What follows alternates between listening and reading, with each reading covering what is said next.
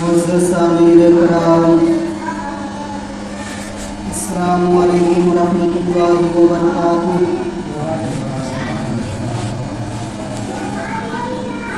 الحمد للہ نحمده ونستعینه ونستغفره ونؤمن به ونتوکل علیہ ونعوذ باللہ من شرور انفسنا ومن سیئات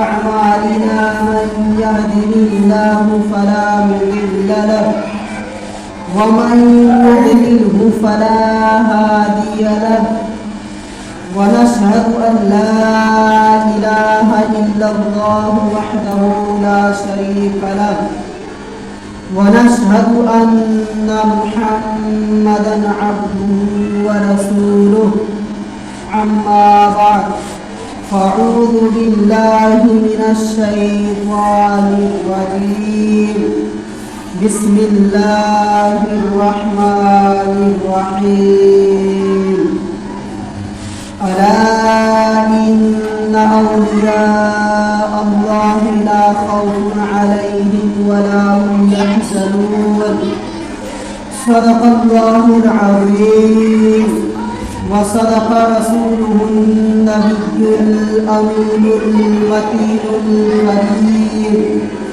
ونحن على ذلك لمن الشاهدين والشاكرين والذاكرين والحمد لله رب العالمين۔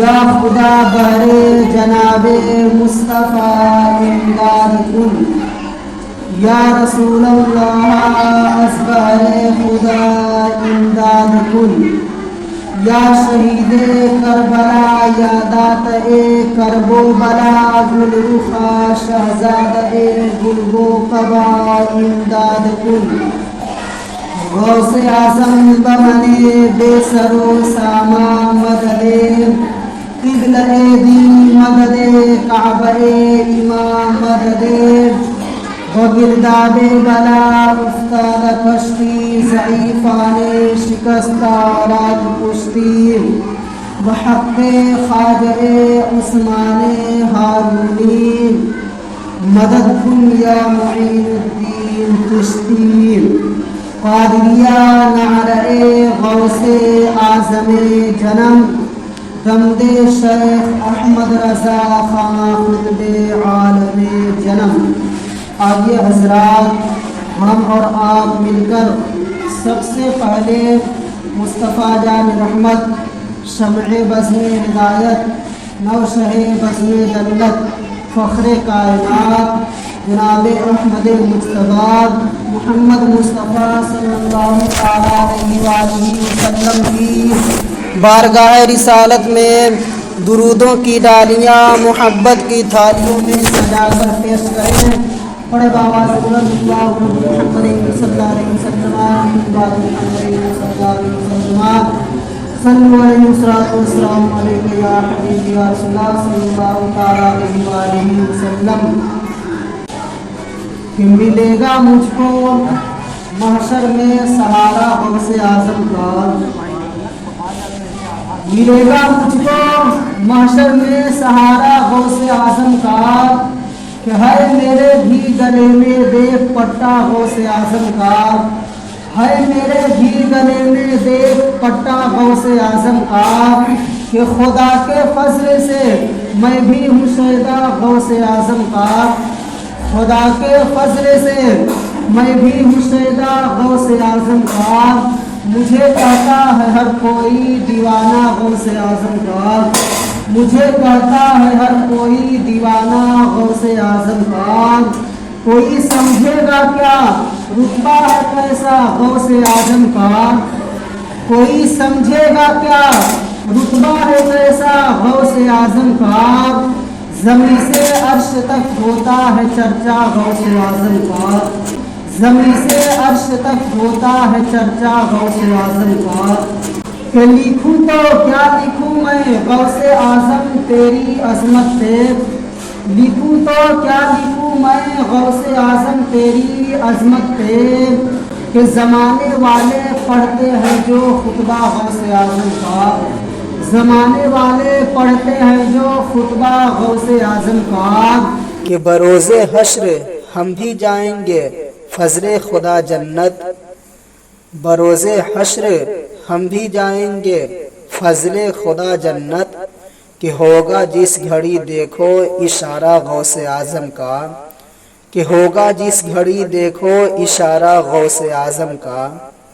حضرات محترم، ابھی میں نے جس آیت کریمہ کی تلاوت کرنے کا شرف حاصل کیا ہے، اللہ تبارک و تعالی جل شانہ نے قرآن عظیم اور فرقان حمید میں ارشاد فرماتا ہے، الا ان اولیاء اللہ لا خوف علیہم ولا هم یحزنون، یعنی خبردار ہو جاؤ، جو اللہ کے ولی ہوتے ہیں نہ انہیں کوئی خوف ہے اور نہ کوئی غم۔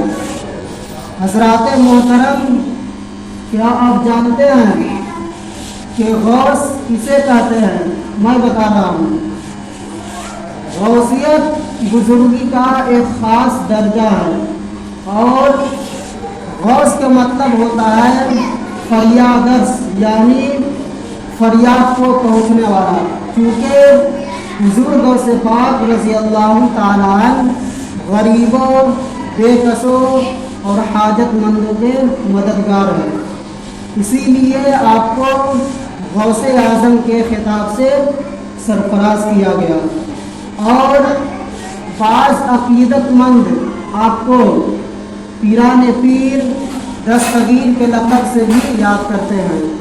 حضرات محترم، اللہ تبارک و تعالی نے حضور غوث پاک رضی اللہ تعالی عنہ کو مستجاب الدعوات بنایا ہے۔ حضور غوث پاک رضی اللہ تعالی عنہ جو زبان سے کہہ دیتے تھے، اللہ تبارک و تعالی پورا فرما دیتا تھا۔ حضور غوث پاک رضی اللہ تعالی عنہ تمام اولیاء کرام میں جس عظمت و وقار کے مالک ہے وہ کسی اور ولی کو نہیں ملا۔ حضور غوث پاک رضی اللہ تعالی عنہ کی طرح کوئی ولی نہیں آئے ہیں اور نہیں آ سکتے ہیں اور نہیں قیامت تک آئیں گے۔ اللہ تبارک و تعالی نے حضور غوث پاک رضی اللہ تعالی عنہ کے جیسا کسی ولی کو نہیں بنایا۔ حضرات محترم، حضور غوث پاک رضی اللہ تعالی عنہ سب سے بڑے ولی ہیں۔ حضور غوث پاک رضی اللہ تعالی عنہ سے بڑے ولی کوئی نہیں ہے۔ حضور غوث پاک رضی اللہ تعالی عنہ سارے ولیوں کا بادشاہ ہے۔ حضور غوث پاک رضی اللہ تعالی عنہ سارے ولیوں کا سردار ہے۔ حضور غوث پاک رضی اللہ تعالی عنہ کے جیسا کوئی ولی نہیں۔ برادران ملت اسلامیہ، ایک مرتبہ حضور غوث پاک رضی اللہ تعالیٰ عنہ شام کے وقت کہیں جا رہے تھے اور آپ کے جسم پر بڑی قیمتی جبہ تھا۔ ایک چور نے آپ کے جبہ کو دیکھا تو وہ چور آپ کے جبہ کو چرانا چاہا تو وہ چور بھی آپ کے پیچھے پیچھے چلنے لگا۔ چلتے چلتے جب آپ ایک گھنے جنگل میں پہنچ گئے تو اب وہ چور کے دل میں یہ خیال آیا کہ یہاں شور مچانے پر بھی کوئی مدد کرنے کے لیے نہیں آئے گا۔ پھر وہ چور بڑی تیزی کے ساتھ حضور غوث پاک رضی اللہ تعالیٰ عنہ کے پاس آیا اور آپ کے جبہ کے دامن کو پکڑ لیا۔ حضرات محترم، جیسے ہی وہ چور آپ کے جبہ کو کھینچنا ہی چاہا، اتنا ہی میں حضور غوث پاک رضی اللہ تعالیٰ عنہ اپنے دونوں ہاتھوں کو اٹھا کر اپنی تاثیر زبان سے اللہ تبارک و تعالیٰ کی بارگاہ میں اس کلمات کو کہے کہ اے میرے پروردگار عالم، جس طرح تیرا اس بندے نے آج تیرے عبد القادر کے دامن کو تھاما ہے، قیامت تک اس کا ہاتھ میرے دامن سے چھوٹنے نہ پائے۔ برادران ملت اسلامیہ، اس جملہ کو سنتے ہی چور کے دل کی کیفیت بدل گئی اور وہ چور حضور غوث پاک رضی اللہ تعالی عنہ کے قدموں میں گر گیا اور فوراً توبہ کر لیا۔ حضرات محترم، پھر حضور غوث پاک رضی اللہ تعالی عنہ کی نگاہ ولایت کے سہارے وہ چور چند ہی دنوں میں مرتبہ ولایت پر فائز ہو گیا۔ وہ چور چند ہی دنوں میں ولی بن گیا۔ حضرات محترم، کیا شان ہے حضور غوث اعظم کی نگاہ پاک کی، جس کی برکت سے چور ولی بن گیا۔ کیا شان ہے حضور غوث پاک کی کہ چور کو ولی بنا دیے۔ برادران ملت اسلامیہ، اسی لیے تو اسی شاعر نے کیا ہی خوب کہا ہے کہ نگاہ ولی میں یہ تاثیر دیکھی، نگاہ ولی میں یہ تاثیر دیکھی، ارے بدلتی ہزاروں کو تقدیر دیکھی۔ حضرات محترم، کیا شان ہے میرے غوث اعظم کی نگاہ پاک کی، جس کی برکت سے چور ولی بن گیا۔ کیا شان ہے میرے غوث پاک کی کہ چور کو ولی بنا دیے۔ حضرات محترم، میرے غوث پاک کی طرح کوئی ولی نہیں، میرے غوث پاک کی طرح کوئی ولی نہیں آئے ہیں اور نہیں آ سکتے ہیں اور نہیں قیامت تک آئیں گے۔ میرے غوث پاک سارے ولیوں سے بڑے ہیں، سارے ولیوں کا سردار ہے، سارے ولیوں کا بادشاہ ہے، اور میرے غوث پاک کے قدم مبارک سارے ولیوں کے گردن پر ہے۔ میرے غوث پاک کی طرح کوئی ولی نہیں۔ برادران ملت اسلامیہ، حضور غوث پاک رضی اللہ تعالی عنہ 18 سال کی عمر میں اپنی ماں سے اجازت لے کر علم دین حاصل کرنے کے لیے جیلان سے بغداد شریف ایک قافلے کے ساتھ روانہ ہو گئے۔ جاتے جاتے راستے میں ڈاکوؤں نے قافلے پر حملہ کر دیا اور سارے قافلے والوں کا سامان لوٹ لیا۔ حضرات محترم، ایک جگہ کھڑا ہو کر حضور غوث پاک رضی اللہ تعالیٰ یہ سب ماجرا دیکھ رہے تھے۔ اتنا ہی میں ایک ڈاکو آپ کے پاس آیا اور آپ سے کہا کہ اے لڑکے، تمہارے پاس کیا چیز ہے؟ تو آپ نے جواب دیا کہ میرے پاس 40 دینار ہے۔ حضرات محترم، تو وہ ڈاکو اس بات کو مذاق سمجھ کر چلا گیا۔ اس کے بعد پھر ایک اور ڈاکو آپ کے پاس آیا اور وہ بھی آپ سے یہی کہا کہ اے لڑکے، تمہارے پاس کیا چیز ہے؟ تو آپ نے یہی جواب دیا کہ میرے پاس 40 دینار ہے۔ تو وہ ڈاکو بھی اس بات کو مذاق سمجھ کر چلا گیا اور جا کر یہ سب واقعہ ڈاکو کے سردار سے سنایا۔ تو ڈاکو کے سردار نے کہا کہ جاؤ اور اس لڑکے کو میرے پاس لے کر آؤ۔ تو ڈاکو نے غوث پاک کو ڈاکو کے سردار کے پاس لے گیا۔ تو سردار نے غوث پاک سے کہا کہ اے لڑکے، تمہارے پاس کیا چیز ہے؟ تو غوث پاک نے یہی جواب دیا کہ میرے پاس 40 دینار ہے۔ حضرات محترم، تو سردار نے کہا کہاں ہے؟ تو غوث پاک نے کہا کہ میرے بغل کے نیچے سلا ہوا ہے۔ حضرات محترم، تو سردار نے ڈاکو سے کہا کہ اے ڈاکو، اس کے بغل کو چیک کر کے دیکھو۔ حضرات محترم، تو چیک کرنے کے بعد کیا دیکھتا ہے کہ سچ میں اس کے بغل کے نیچے 40 دینار سلا ہوا ہے۔ حضرات محترم، پھر سردار غوث پاک سے کہا کہ اے لڑکے، اگر تم چاہتا تو جھوٹ بول کر یہ 40 دینار بچا سکتا تھا، لیکن تم نے ایسا نہیں کیا، تم نے جھوٹ نہیں بولا۔ حضرات محترم، تب غوث پاک نے سردار سے کہا کہ اے سردار، چلتے وقت میری ماں نے مجھ سے ایک وعدہ لیا تھا کہ اے بیٹا، راستہ में कितना भी परेशानी क्यों ना आ जाए, कितना भी मुसीबत क्यों ना आ जाए, लेकिन कभी झूठ नहीं बोलना, हमेशा सच बोलना। तो क्या मैं 40 दिनार के लिए अपनी माँ से किए हुए वादा को तोड़ दूं?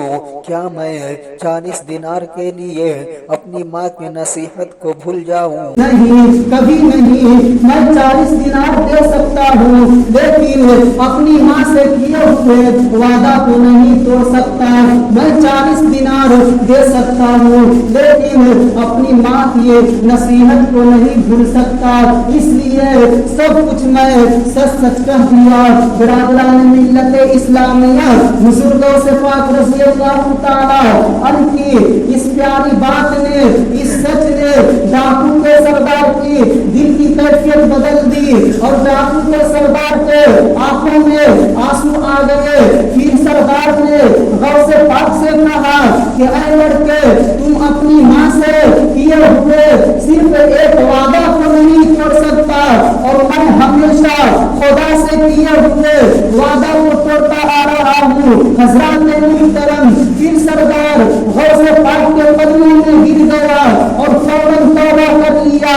ये देखकर सारे डाकुओं ने भी गौसे पाक के कदमों में गिर गए और फौरन तौबा कर लिए, और जितना भी काफले वालों के सामान लिए थे सब वापस कर दिए। हजरात मुहतरम, और सारे डाकुओं ने सरदार से कहा कि ऐ सरदार, जिस तरह आप पहले हमारे सरदार थे, उसी तरह आप अभी भी हमारे सरदार हैं। हजरात मुहतरम, फिर डाकू के सरदार और सारे डाकुओं ने अल्लाह तबारक व तआला की इबादत में मशगूल हो गए और अपने दौर का सबसे नेक इंसान, सबसे नेक बंदा, सबसे परहेज़गार इंसान, सबसे ज्यादा इबादत गुजार इंसान, सबसे सालिहीन इंसान बन गए। हजरात मुहतरम, मेरे गौसे पाक ये फरमाया करते थे कि मेरा हाथ पर सबसे पहले तौबा करने वाला वही डाकू लोग है। बिरादरान मिल्लत इस्लामिया, इसी शायर ने क्या खूब कहा है कि कादरी हूँ शुक्र है रब्बे कदीर का, कादरी हूँ शुक्र है रब्बे कदीर का, अरे दामन है हाथ में पीरा ने पीर का।